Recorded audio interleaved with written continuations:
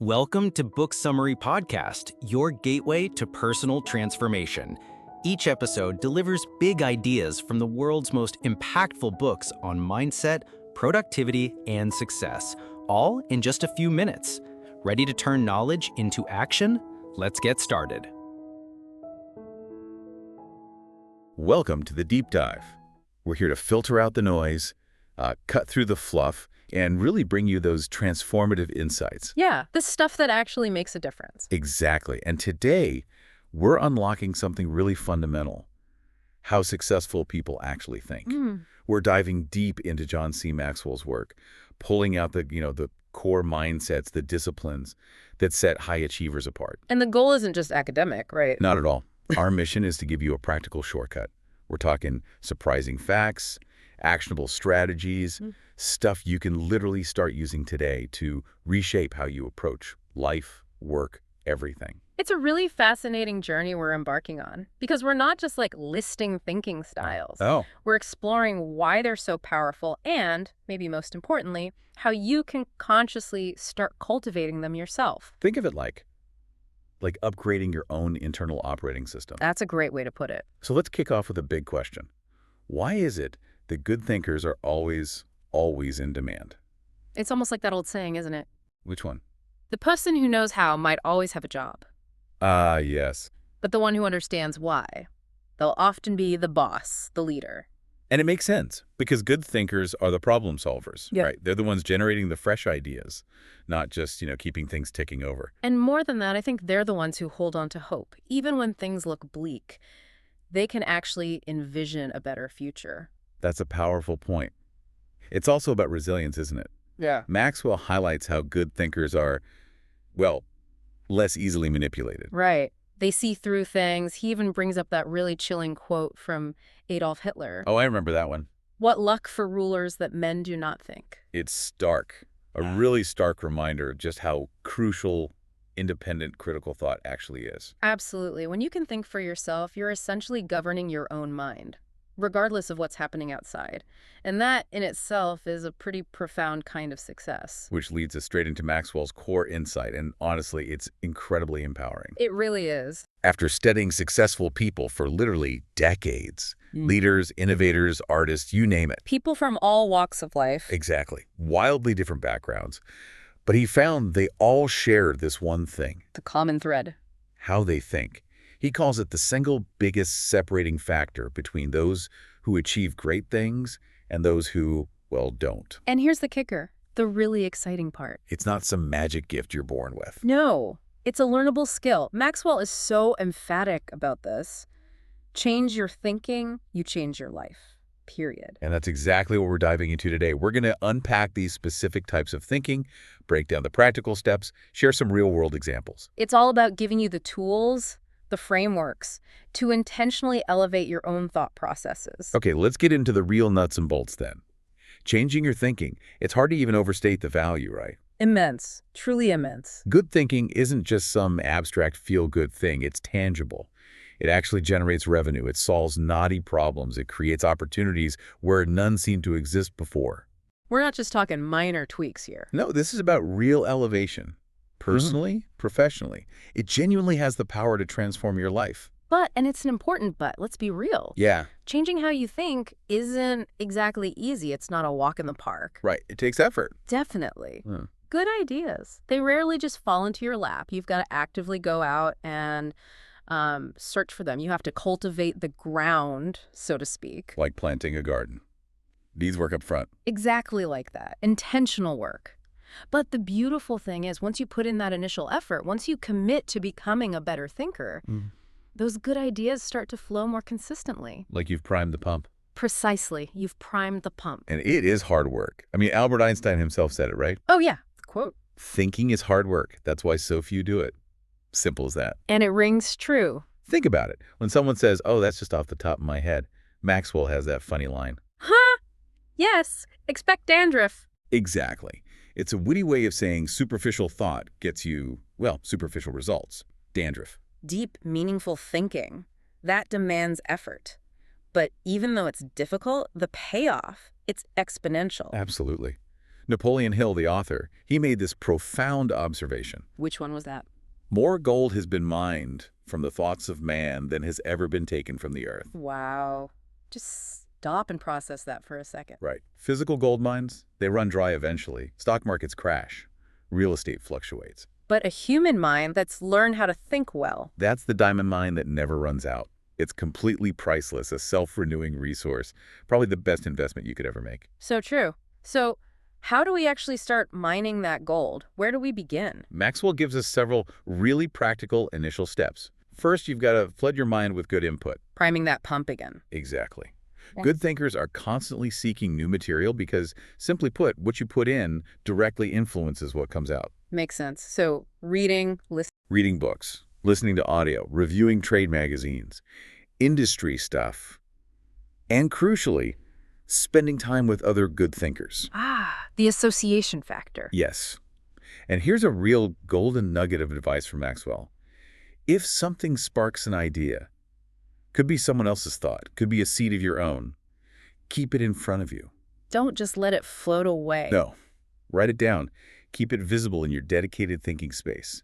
That constant visual reminder helps ideas actually germinate. That leads perfectly into the second step, doesn't it? Surrounding yourself with good thinkers. It's that classic proverb, iron sharpens iron. If you want to be mentally sharp, you need to be around people who challenge your ideas, who push you, who make you better. Maxwell talks about how his own friends, his wife Margaret, his executives, they constantly sharpen him. It's not about finding an echo chamber. Definitely not. It's about intentionally seeking out those who elevate your mental game, make you think deeper.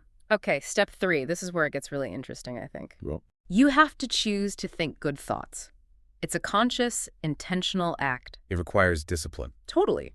Becoming a good thinker means regularly putting yourself in the right place, physically and mentally, to actually think, to shape those raw ideas, stretch them, and eventually land them. Maxwell shares that incredible example of Dan Cathy from Chick-fil-A. Oh, the thinking schedule. Yes, half a day every 2 weeks, a full day monthly, a few full days annually, just dedicated to thinking. And he does it, he says, to keep the main thing in this crazy, distracted world. Which is so relevant for everyone listening. You can carve out your own sacred thinking time. Find your spot, and always, always write those ideas down. Okay, 4th, once you have those good thoughts, You have to act. yes, you must act on them. Maxwell warns ideas have a really short shelf life. They just expire if you don't do something with them. Eddie Rickenbacker, the World War I ace pilot, had that brilliant 6-word formula for success. Think things through, then follow through. Powerful. The real impact isn't the idea on paper, it's the application. Okay, 5th, this one's kind of cool. Once you're actually in the process, allow your emotions, the positive ones, to create another good thought. Now, Maxwell's clear. This isn't about waiting for inspiration to strike before you start thinking, right? No, not at all. He says you can often act your way into feeling long before you can feel your way into action. It's about discipline first. But once you're engaged, once you've done the work, and you experience some success, even small wins, You can ride that wave, that mental and emotional energy. It's like a positive feedback loop. Success fuels more ideas, more productive thinking. nice. And the final step, number 6. Repeat the process. Simple as that. Don't be a one-hit wonder. Exactly. You don't find one gold nugget and live off it forever. Sustained success comes from continually mining that entire mountain of gold. So it's about embedding this discipline process into your life, making it a continuous lifelong habit. It's the daily practice that builds the mental muscle. Okay, foundational principles covered. Let's get even more practical now with what Maxwell calls the art of putting yourself in the right place to think. Ah, yes, the 5 key stages.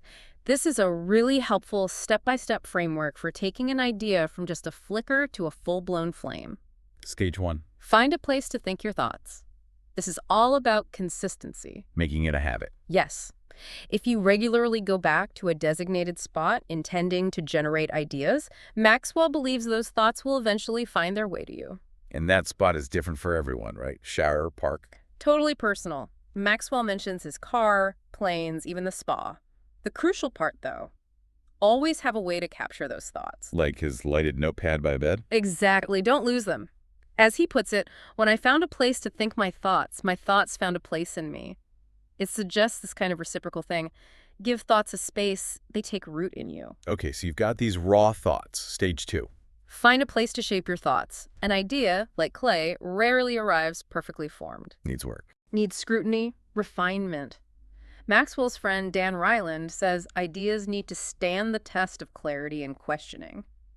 And a powerful tool for this. Writing. Professor S.I. Hikawa famously said, learning to write is learning to think. You don't know anything clearly unless you can state it in writing. So true. Trying to write it down forces clarity, shows the weak spots. And this shaping process, it actually brings some surprising emotional rewards, too. Like what? Maxwell mentions finding humor in silly ideas, humility when a thought connects to something deeper, the excitement of mentally futuring an idea, or just the fulfillment of using your gifts. So it's where ideas gain substance. Exactly. They evolve. You can do this anywhere you can write, focus without interruption, and ask those tough questions. Okay, shape the thought. Now what? Stage 3. Find a place to stretch your thoughts. And this is where a lot of us stop too soon. How so? We get a great idea, we refine it, and then we try to carry it all by ourselves. Maxwell admits he used to do this. But he learned. He learned a vital lesson. You can go much farther with a team than you can go alone.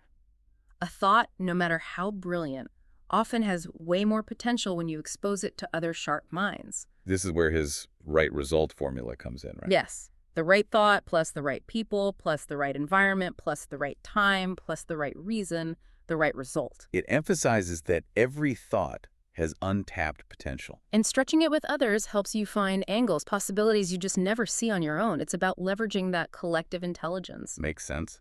Okay, stage 4. Find a place to land your thoughts. C.D. Jackson put it perfectly. Great ideas need landing gear as well as wings. Meaning? An idea stuck in your head, purely abstract, it won't make a real impact. The true power is in application, moving from concept to concrete action. Look, the Einstein example. Relativity was profound, but its world-changing impact came from application of the reactor, the bomb. Exactly. Application transforms. Yeah. So to land your thoughts effectively, Maxwell says first, land them with yourself. What does that mean? It's about integrity. Before Maxwell teaches anything, he asks himself, do I believe it? Do I live it? Do I believe others should live it? If it's not a yes to all three, it hasn't landed for him. Okay. Land them with your key players, the influencers who can carry the idea forward. And third, land them with those most affected, the people on the firing line. Why them? They provide crucial reality reads, insights you might miss even after diligent shaping and stretching. Got it. And the final stage, stage 5. Find a place to fly your thoughts. The philosopher Henri Louis Bergson said, think like a man of action, act like a man of thought. The takeaway being? Thinking without action is, well, pointless, like a great flight plan, but never leaving the hangar. But when you master the whole process, creating, shaping, stretching, landing, then flying them, putting them into action, it becomes not just easy, but genuinely fun. It's the natural, exhilarating finish line. Fantastic framework.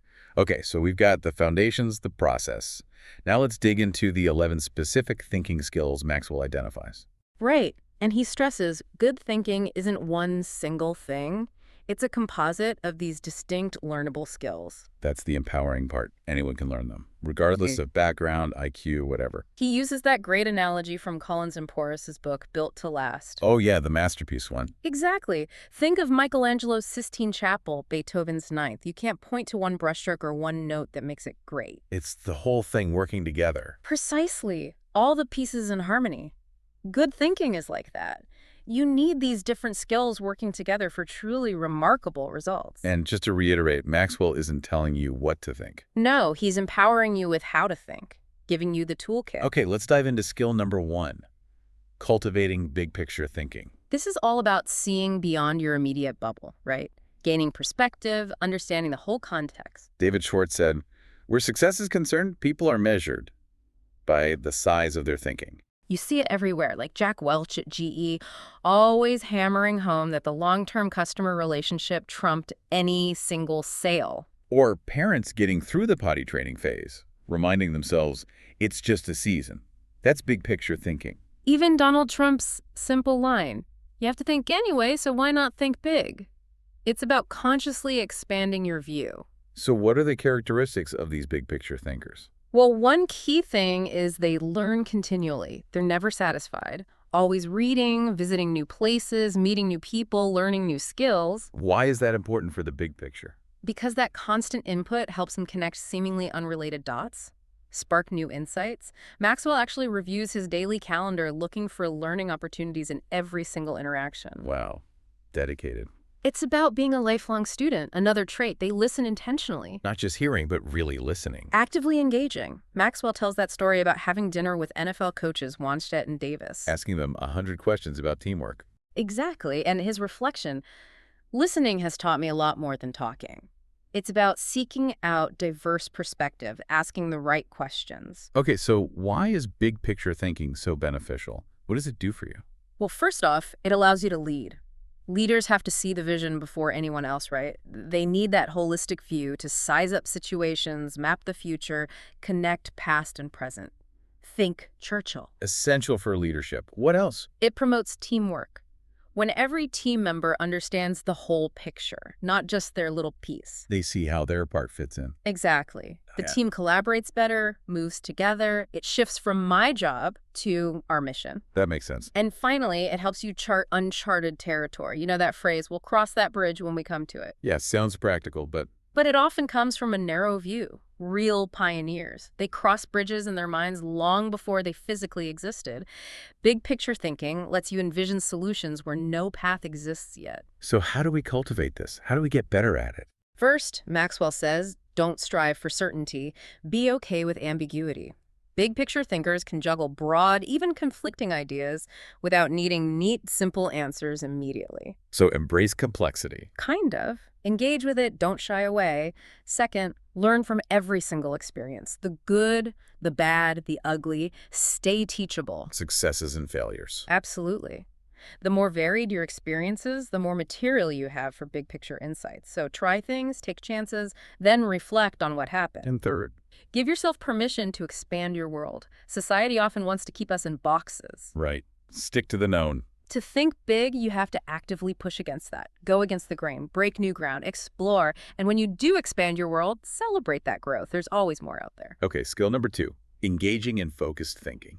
Right. This is the flip side in a way. It's about removing distractions, cutting through mental clutter, and concentrating with absolute clarity on one thing. Like Charles Dickens, who apparently did each thing as if he did nothing else. Or Bertrand Russell saying, concentration is essential for difficult achievement. It's about filtering out the noise to find the signal. And the impact of that focus is? It powerfully harnesses energy toward a specific goal. Whether you're refining a technique, solving a complex problem, intense focus brings immense power. The harder the problem, the more focus needed. Exactly. It's the difference between just dabbling and really drilling down deep. It also gives ideas time to develop, right? Totally. Brainstorming is great for quantity, but taking an idea from good to great, that needs focused attention. Shift from broad to selective. Like nurturing a seedling. Perfect analogy. Given dedicated, uninterrupted focus, an idea can blossom into something amazing. Both the idea and you grow in that process. So where should we direct this powerful focus? Maxwell advises being selective. Yeah, not trying to focus on everything. For him, it's leadership, creativity, communication, networking. But for you listening, it might be different. First step is to identify your top priorities for yourself, family, team. Right. Don't make decisions when you're just tired of thinking, as De Bono warned. Focus your best energy on your strengths, highest return activities. The 80-20 rule is key here. Put 80% of your focus on the 20% that yields the biggest results. Exactly. Second, discover your unique gifts. You can't focus on your strengths if you don't know what they are. Some people struggle with that. True. Maxwell suggests personality profiles, asking trusted friends, reflecting on past successes where you felt most alive and effective. Self-awareness is foundational. And third, develop your dream. Use that focused thinking time to really uncover what it is. If an area keeps popping back into your thoughts, give it dedicated focus. As Satchel Paige said, don't look back. Something might be gaining on you. Once you know the dream, pursue it with focus. Okay, but how do we stay focused in this world? Good question. First, remove distractions. Non-negotiable. Easier said than done. It is, but crucial. Prioritize first things first over urgent but not important stuff. Maxwell carves out time in his thinking place. It's a balance being accessible but also withdrawing to think. His mantra, wherever you are, Be there. Be present. Second. Make dedicated time for focused thinking. Forget multitasking. It kills efficiency, like by 40%. Reserve your best thinking time. Maxwell likes mornings. Maybe for you, it's no email before 10 a.m. Protect that prime focus time. And third. Set clear goals. Your mind needs objectives to focus. Goals should be clear, achievable, impactful, and critically. Write them down. The business card test. If you can't write your idea on the back of my business card, you don't have a clear idea. Exactly. Written goals are anchors for focus. Maxwell also brings up the sacrifices needed for focus. That question. What are you giving up to go up? Yeah. Excellence requires sacrifice. You can't know everyone. So cultivate a strong inner circle. Can't do everything. So aim for excellence in a few things. Practice that 10-80-10 principle. Can't go everywhere. Acknowledge the toll. Prioritize your core calling. Can't be well-rounded. Focus on the 1% with highest return. Rely on others for the rest. Embracing these trade-offs is key. Okay, skill number 3. Harnessing creative thinking. Maxwell calls this one pure gold, maybe the most valuable resource you bring to your work. Annette Moser-Wellman says it's your ideas that matter most. And the liberating part is it's not always about brand new invention, right? Often not. It's frequently a brilliant mashup, a composite of existing thoughts, like artists learning from masters before finding their own voice. What makes creative thinkers tick? What are their traits? Well, they value ideas deeply. Imagination is like their second skin. It's not about having one good idea. It's about generating lots of them, which only happens if you believe in their worth. They also explore options constantly. Yes, they love possibilities, always looking for the best answer, not just the only one. Einstein saying imagination is more important than knowledge really captures that spirit. That freedom gives them influence. And crucially, creative thinkers don't fear failure. Charles Frankel said anxiety is essential for creation. You have to be willing to look stupid sometimes. Totally. Know the limb might break. Creative people keep searching, iterating, learning from every attempt, not getting hung up on the ones that flop. So why should we actively cultivate this? What's the benefit? First, it adds value to everything. It's a limitless source of ideas, boosting your capabilities, whether through pure invention or innovation, doing old things in new ways. It just brings fresh solutions. Second. It draws people to you and your ideas. Maxwell notes, creativity is intelligence having fun. And who isn't drawn to intelligence and fun? Like Leonardo da Vinci. Perfect example. A Renaissance man whose creativity was magnetic. Developing your creative muscles makes you more dynamic, compelling, attractive. Okay, how do we tap into this? How do we discover the joy? First step, remove creativity killers. Those attitudes, those phrases that just squash creative thought. Maxwell has a list. Oh, yeah. I'm not creative, follow the rules, it's never been done, and the classic yes, but. Ugh, yes, but. Right. Don't let yourself or others use them. If you want new results, you can't stay in the same old mental ruts. Makes sense. Second. Think creatively by asking the right questions.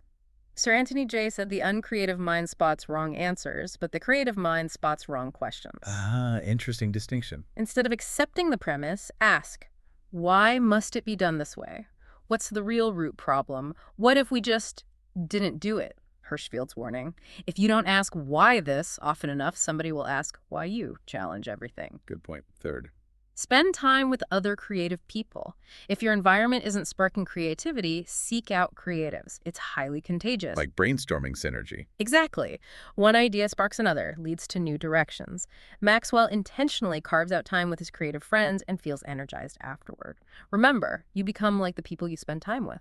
Okay, moving on. Skill number 4, employing realistic thinking. This one's crucial. It's about understanding the gap between what we wish for and what actually is. Maxwell shared his own journey with this, right? From avoiding it to making it foundational. Yes, he found real certainty and security in its honesty, even if it was uncomfortable at first. So why is it so important? Benefit 1. It minimizes downside risk. Every action has consequences. Realistic thinking forces you to look at them, including the worst-case scenario, so you can plan. It's preparation, not negativity. Okay. Benefit 2. It provides a solid foundation to build on. Thomas Edison. The value of a good idea is in using it. Realistic thinking strips away wishful thinking, anchors you in facts, lets you build something real. Benefit 3. It brings the dream to fruition. Remember John Galsworthy. Idealism increases in direct proportion to one's distance from the problem. Meaning you have to get up close and deal with the messy reality to achieve the dream. Precisely. Realistic thinking bridges that gap between aspiration and actually getting it done. So how do we cultivate this? First step. Develop an appreciation for truth. Learn to look at it squarely, even when it's hard. Harry Truman said, "I never give them hell. I just tell the truth and they think it is hell." Huh, love that. Truth might sting initially, but it sets you free. It counters our tendency to exaggerate success and downplay failure. Okay. Second step, do your homework. Get the facts. Chester Bowles advised stripping away opinions, gathering facts diligently, then making honest decisions. Your thinking is only as good as its data. Learn from others' experiences too. And Maxwell gives that powerful real-world example. The Super Bowl security after 9/11, February 2002. Yeah. After that tragedy, realism was non-negotiable. He describes being there unprecedented security, Secret Service, military, local police, blocked roads, no-fly zone, fences, barriers, sharpshooters, pat-downs, metal detectors. Intense. But the key was planning for the absolute worst, right? Exactly. They had evacuation plans, drilled personnel. It allowed the mayor, Mark Morial, to confidently say New Orleans would be the safest place in America. And people felt it. Yes. It wasn't negativity. It was confronting reality head-on to ensure safety and success. That's realistic thinking in action. Powerful example. Okay, skill 5, utilizing strategic thinking. This goes way beyond just daily planning. Maxwell calls it planning on steroids. He talks about his own 40-day planning cycle. Right. At the start of each month, half a day reviewing the next 40 days calendar, family, projects, goals, blocking out specific time for thinking, writing, meetings, even fun. Planning for the unexpected, too. Meticulous. And the benefits of this kind of thinking. First, it simplifies the difficult. Cervantes said, "The man who is prepared has his battle half fought." Strategic thinking breaks down huge, complex things into manageable pieces. Like systems being repeated strategies. Yeah. Maxwell's 1200 file system. Exactly. It simplifies massive tasks. Second, it prompts you to ask the right questions. Sources critical thinking. Yes. Like Bob Beal's master planning questions covering direction, organization, cash, etc. They act like a drill, forcing deep thought on every aspect. And third benefit. It gives you influence with others. Maxwell says, the one with the plan is the one with the power. People follow leaders with clear direction. Absolutely. Whether it's business, ministry, even planning a vacation, a clear strategic plan naturally draws people in. So how do we unleash this power? Step 1. Break down the issue. Divide complex problems into smaller parts by function, timetable, responsibility, purpose. Very few can juggle it all mentally. Think Ford's assembly line. Step 2. Ask why before how. We often jump straight to solutions, but the great engineer first asks whether to build the bridge, where, and when. Understanding the why opens up possibilities before execution. Precisely. Step 3. Put the right people in the right place. Yeah. Critical. The best strategy fails without the right team implementing it. Maxwell contrasts the chaos of wrong person place plan with the synergy of right person place plan. Your strategy lives or dies with the team. And that Maxwell House coffee example is brilliant strategic thinking. Isn't it? 80 years ago, Joseph Jacobs advises them to get kosher certification for Passover. But the strategic genius was Giving away the Haggadah booklets with the coffee. Result: over 40 million copies distributed, still selling coffee during Passover. Unique strategy, enduring success. amazing. Okay, skill 6, exploring possibility thinking. This is core belief stuff. Believing solutions exist even for seemingly impossible tasks. Sam Ewing nailed it. Nothing is so embarrassing as watching someone do something that you said could not be done. So true. Why embrace this? Benefit 1. It increases your possibilities. Succeeding at the impossible opens countless doors. Think George Lucas in Star Wars. People said the effects couldn't be done. Right. But he pushed through. Led not just to the film's success, but to ILM, revolutionizing cinema, creating new revenue streams for decades. Possibility thinking literally expands your world. Benefit 2. It draws opportunities and people to you. Big thinkers attract big opportunities and other big thinkers. If you want to achieve great things, you need this mindset. Benefit 3. It gives you energy. There's a direct link. You pour yourself into what you truly believe can succeed. That belief is fuel. And the Rudy Giuliani example post 9/11 is so powerful here. It really is. Leading through chaos, instilling confidence, and finding inspiration himself by reading about Churchill during the London Blitz at 2:30 a.m. Even admitting he was naturally cynical, he chose possibility thinking. And successfully instilled that belief in others during the darkest time. Incredible leadership. So how do we tap into this energy? First step. Stop focusing on the impossibilities. Actively purge negative thoughts. Bob Bertella's advice. Just eliminate all the negative thoughts. Whatever's left will be fine. Self-coaching. Don't go there. Ask what is right. Exactly. Second, stay away from the experts who kill dreams. They often shoot down innovation. Von Braun learned caution with impossible. Napoleon banned it. On Andrew Holmes. Never tell a young person something cannot be done. God may have been waiting centuries for somebody ignorant enough of the impossible to do that thing. Love that. Give yourself permission to believe. Third step. Look for possibilities in every situation. Goes beyond just avoiding negatives. Remember Don Soderquist visiting that awful store with Sam Walton? Alton found the good, the pantyhose rack, the ethnic cosmetics. And saw opportunities to improve Walmart. It's about training yourself to always look for the good, the potential, no matter what. Skill number 7. Learning from reflective thinking. Maxwell calls this the crock-pot of the mind. Letting thoughts simmer slowly, gain insight. It's about learning from successes and mistakes. Deciding what to repeat, what to change. Exactly. It's how you turn raw experience into actual understanding. And benefit 1. It gives you true perspective. Helps you evaluate experiences with distance, see things you missed, like realizing your parents' sacrifices only when you become one. Maxwell asking his kids after vacations, what did you like best? What did you learn? Simple questions, deep reflection. Benefit 2. It increases your confidence in decision-making. Reflective thinking diffuses doubt from snap judgments, creates mental road markers from the past, strengthening intuition, speeding up future decisions because you've been there before. And benefit 3. It takes a good experience. And makes it a valuable experience, Shakespeare. Experience is a jewel, but its value isn't automatic. It's the insight gained from it. Mark Twain's cat on the hot stove. Learn to avoid all stoves, not just hot ones. Reflection turns raw experience into actionable wisdom. So how do we embrace this? First, Set aside time for reflection. Socrates. The unexamined life is not worth living. It's often uncomfortable, but necessary. If you don't schedule it, it won't happen. second, remove yourself from distractions. Need solitude. No TV, noisy office, interruptions. Find your quiet place, spa, backyard rock, office chair, wherever it works. Just needs to be quiet. Third, ask the right questions. The value depends on the questions. Maxwell uses categories: personal growth, adding value, leadership, family. Dick Biggs uses year, turning point, impact. Find what works for you and write down your thoughts. Okay, skill 8, questioning popular thinking. Keen said the difficulty isn't new ideas, but escaping old ones. This skill requires willingness to be unpopular, swim against the current. Why question what's popular? Reason 1. It sometimes means not thinking at all. Kevin Myers. The problem, it doesn't require you to think at all. It's easy to follow the crowd, but often unwise, like chasing stock trends. Needs independent thought. Reason 2. Popular thinking offers false hope. That safety in numbers idea is often wrong. Remember the telescope example? Everyone saw the planet, but the lens cap was on. History confirms. Earth-centered universe, unsanitary surgery. Acceptance doesn't equal truth. Modern example.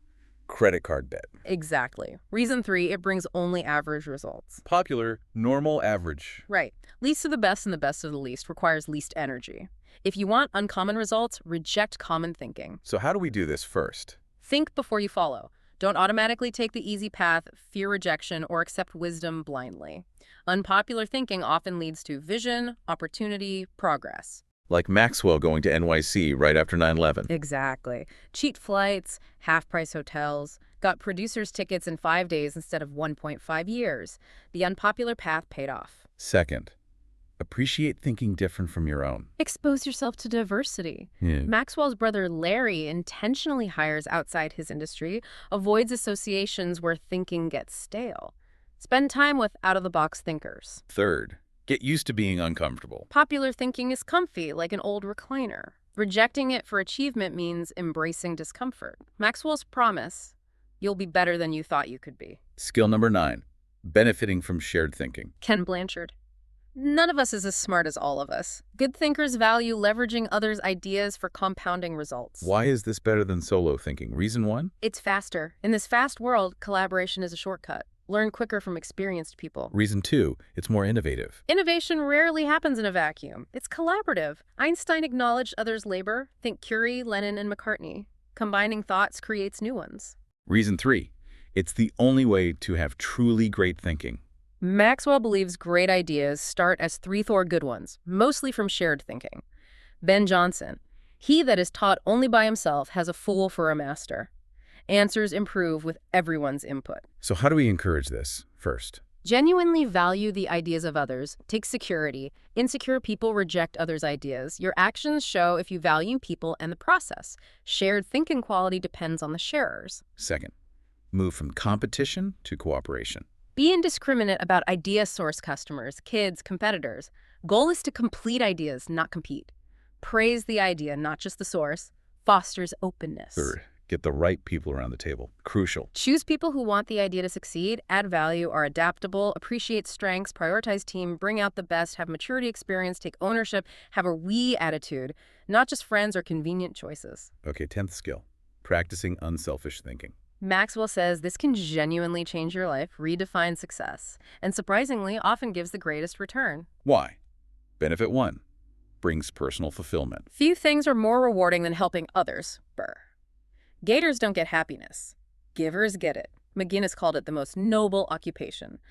Think Alfred Nobel creating the prizes after seeing his obituary. Benefit 2, adds immense value to others. Bessie Stanley's 1904 definition. Success includes leaving the world better than you found it. Contribution is living meaningfully. Benefit 3, makes you part of something greater than yourself. Like Merck developing and giving away the river blindness drug, even though customers couldn't pay. George Merck. Medicine is for the people. Profits follow. Purpose beyond self. How do we experience this satisfaction? First, Put others first requires humility. Shift focus. Blanchard Peel.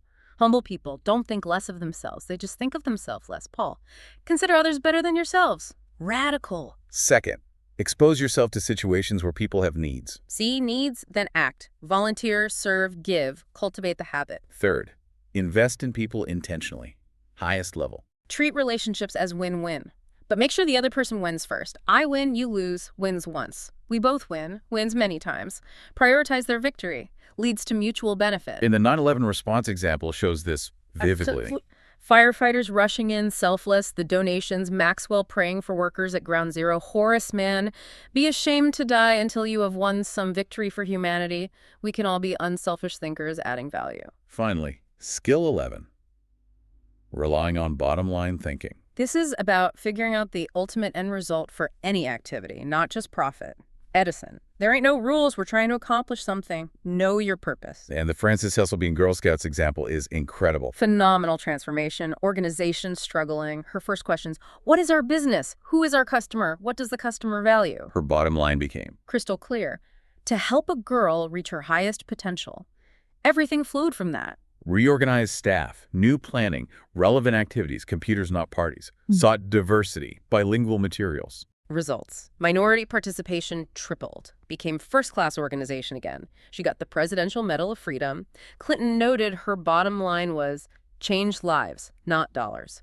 Powerful impact of clarity. So why embrace this? Benefit 1, provides tremendous clarity. Measure outcomes, benchmark activity, ensure purpose aligns with the big goal. Benefit 2, helps you make the best decisions. Easy to say no to things not aligned. Girl Scouts rejected activism because it didn't fit their mission. Yep. Focus. Benefit 3, ensures your future.